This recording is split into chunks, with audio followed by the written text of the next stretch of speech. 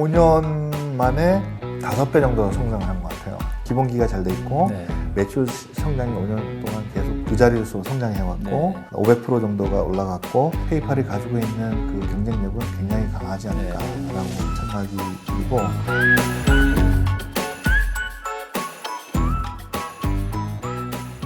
안녕하십니까. 오늘도 미국 실리콘밸리 현지에서 여러분의 현명한 투자를 돕기 위해 다양한 각도로 유익한 정보를 전달해 드리기 위해서 노력하는 더 밀크 심학습 시간입니다. 여러분들께서는 물건을 구매할 때 주로 어디를 이용하시는지요?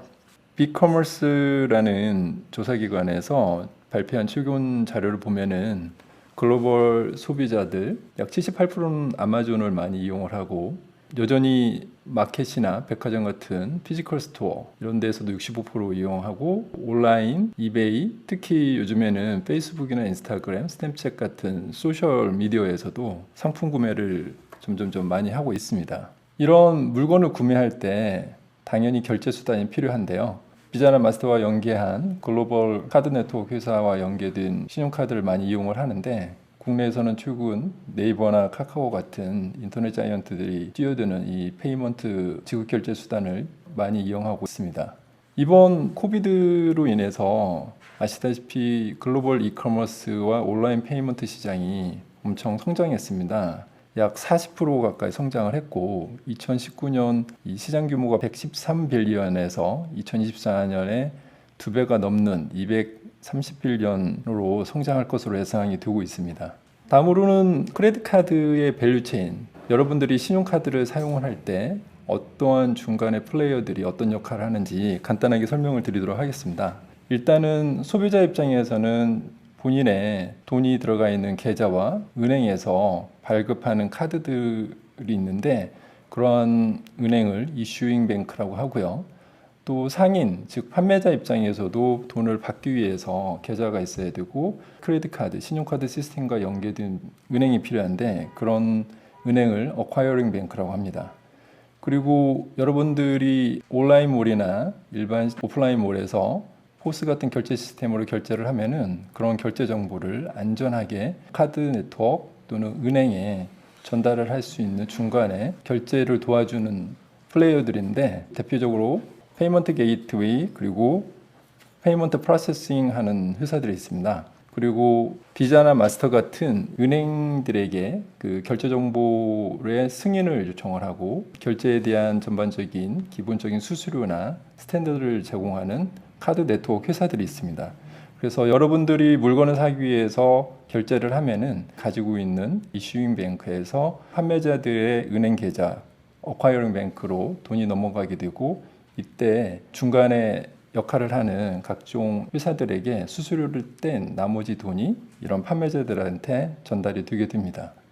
지금 보시는 테이블은 크레딧 카드 전반의 밸류 체인에 오늘의 심학습 주인공인 페이팔이 관련된 회사들을 얼마나 많이 전략적으로 M&A 했고 현재 그런 회사들이 어떤 역할을 하는지를 보여주고 있습니다. 크게 보면은 소비자, 즉 컨슈머 사이트 쪽 결제를 도와주는 역할을 하는 회사들이 있고요. 판매자, 비즈니스 쪽에서 결제를 받고 그다음에 물건을 판매하고 돈을 받게 도와주는 그런 회사들이 있습니다. 대표적인 회사로 벤모, P2P 회사, 개인과 개인 간의 현금을 부담 없이 송금 받을 수 있는 회사, 우리나라의 토스와 비슷한 회사이고요. 이런 결제가 미국 국내뿐만 아니라 해외로서도 가능하게 하는 줌 같은 그리고 아이제틀 같은 회사들도 인수를 해서 포트폴리오를 굉장히 잘 구성을 해놓고 있습니다. 온라인 페이먼트 게이트웨이 시장에서 이 페이팔은 60%가 넘는 압도적인 점유율을 차지하고 있고 요즘에 성장하고 있는 스퀘어의 2~3% 그리고 아마존 페이도 최근에 이런 페이먼트 서비스를 진행을 하고 있는데 3%가 넘는 점유율이지만 여전히 페이팔이 압도적인 것을 확인하실 수 있습니다. 이제부터는 오늘 심학습 주인공인 페이팔에 대해서 좀 더 자세히 소개를 드리도록 하겠습니다.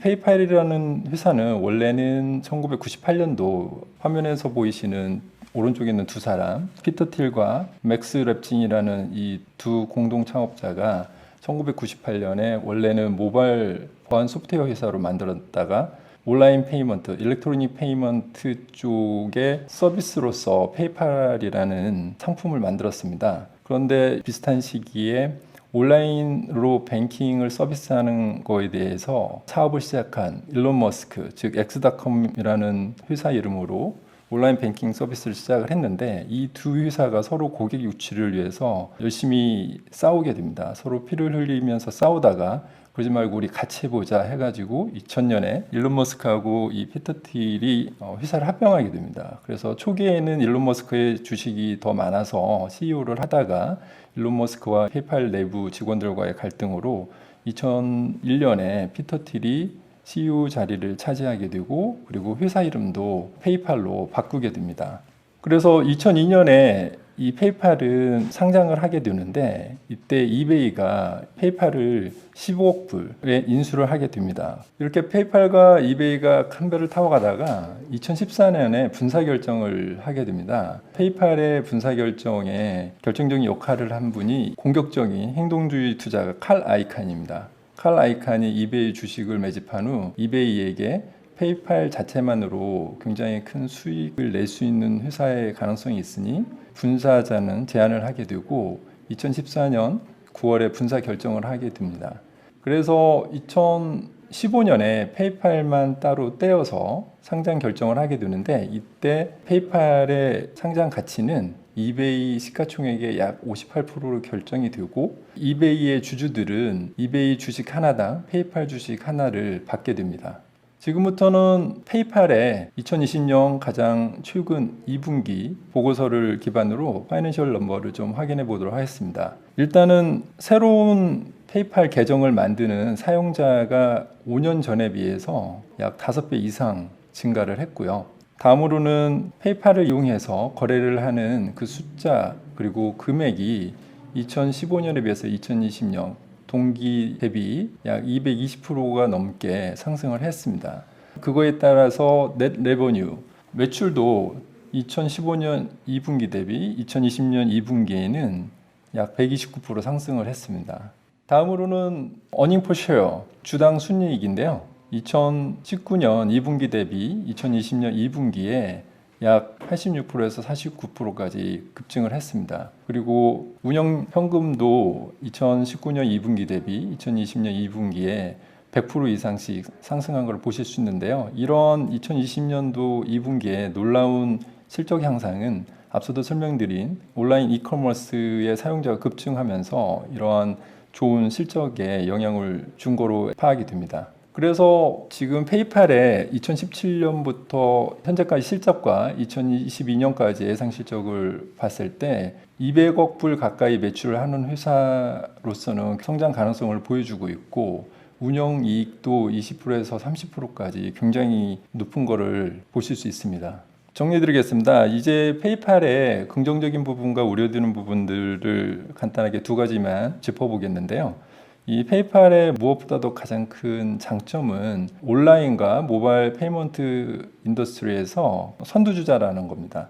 다양한 페이먼트 인더스트리에 중요한 역할을 하는 좋은 회사들을 인수해서 굉장히 훌륭한 비즈니스 포트폴리오를 구성을 하였고, 그게 미국 국내뿐만 아니라 해외를 커버할 수 있는 인프라를 확충을 하였고, 시장 점유율도 지금 스퀘어나 아마존페이나 애플페이 다양한 도전자들이 있지만 이미 압도적으로 시장 점유율이 높기 때문에 당분간 페이팔의 성장과 공고한 입지는 유지될 거라고 예상이 듭니다.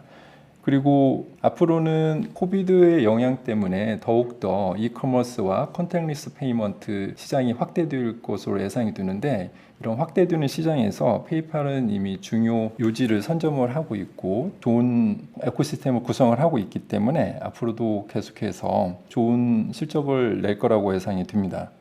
그렇지만 여전히 이쪽 페이먼트 시장은 굉장히 매력적이고 많은 플레이어들이 도전을 하고 있고 향후에 진입을 하려고 하고 있습니다. 특히 요즘 중소상공인들을 대상으로 많은 좋은 서비스를 추가한 페이먼트 시스템 스퀘어가 빠르게 성장을 하고 있고, 아마존은 글로벌 컨슈머들, 글로벌 소비자들이 가장 많이 이용하는 플랫폼인데 아마존도 자체 아마존페이라는 이 페이먼트 서비스를 지금 실시하고 있고 사용자들이 빠르게 늘고 있는 추세입니다. 향후에 페이먼트 시장의 가장 큰 포텐셜은 아시아에 있습니다. 그렇지만 이 아시아에서도 가장 페이먼트의 큰 시장인 중국은 이미 알리페이와 이취페이 같은 강자들이 이미 자리를 선점하고 있어서 향후 페이먼트 시장의 아시아 쪽으로 성장을 하기에는 쉽지 않은 상황이고요. 두 번째로 위험 요소를 생각을 하자면은 향후 크립토 커런시 쪽에도 챌린지가 있을 것으로 예상이 됩니다.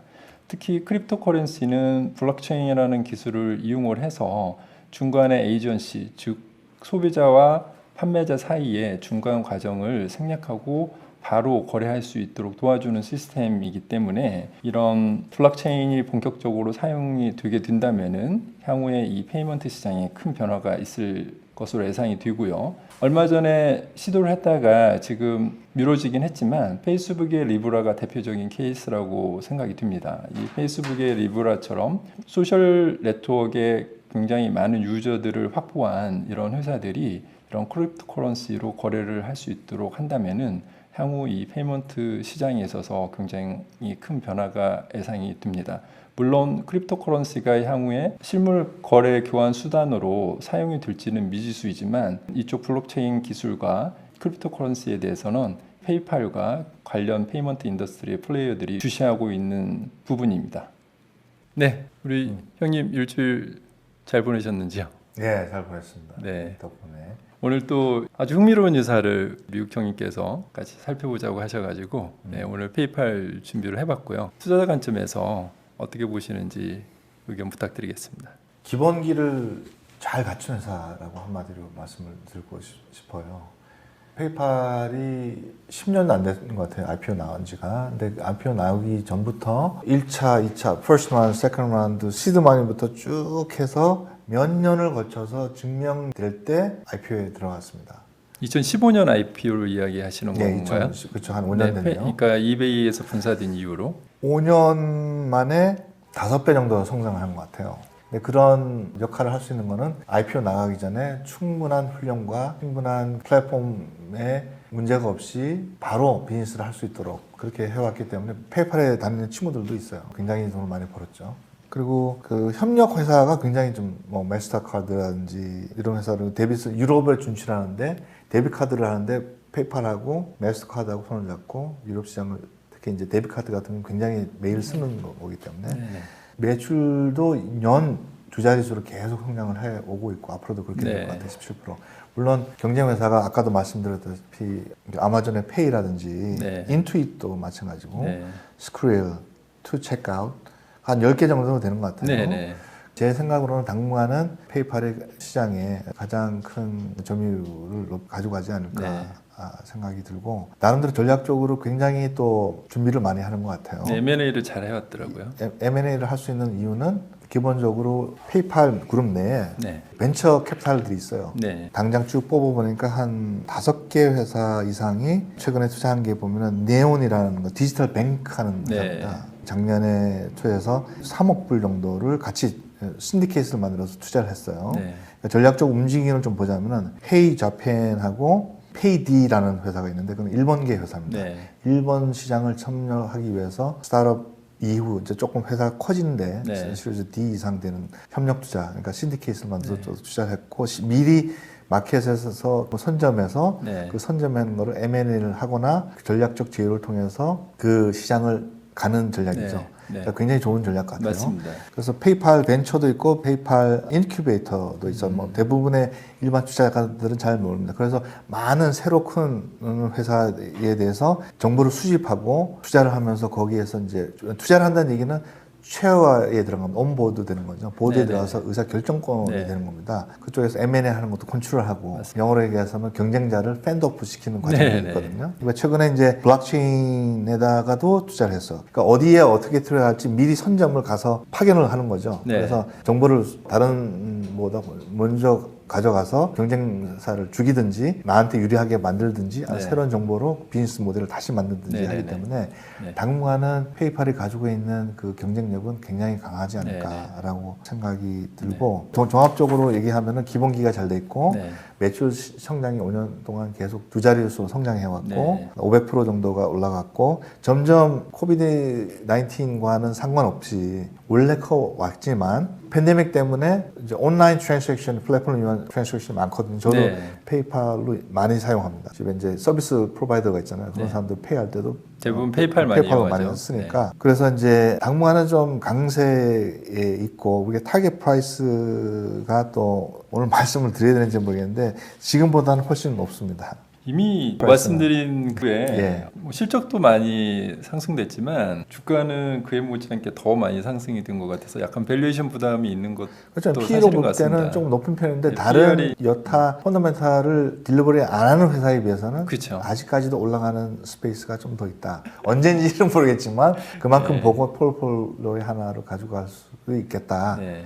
그렇게 봤을 때 처음부터 끝까지 전략적으로 보이는 거예요. 어떻게 네. 하는지. 기존의 마스터카드라든지 전략적인 제휴라든지 네, 카드 네트워크에서 전략 계속 전쟁이죠. 노력하고 네. 새로 들어온 거는 제가 많이 정보적인이잖아요. 알아서 사전에 이제 포석을 그렇게 까는 거죠. 그렇게 해서 마켓을 선점해서 새로운 시장에 그렇게 투자를 해서 들어가기도 하고. 네. 제가 볼 때는 굉장히 현명한 전략적인 접근이다. 네, 네, 네. 이렇게 말씀을 네. 드릴 수가 있습니다.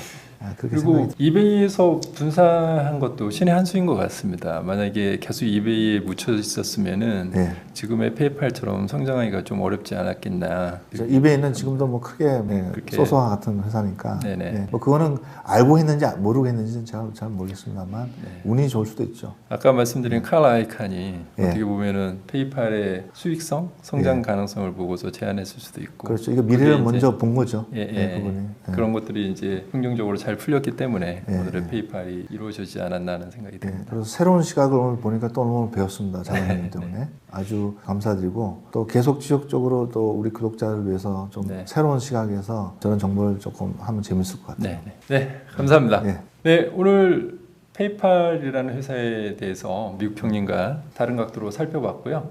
페이팔이라는 회사가 전략적으로 충실하게 성장을 해왔고 특히 좋은 회사들을 특히 온라인 페이먼트 에코시스템 즉 생태계에서 잘 선택해서 M&A해서 막강한 경쟁력을 그렇죠. 가지게 되지 않았나 하는 생각을 합니다. 오늘도 시청해 주셔서 감사드리고요. 다음 심학수 시간도 기대해 주시기 바랍니다. 네, 감사합니다. 수고하셨습니다. 예, 감사합니다. 네. 예.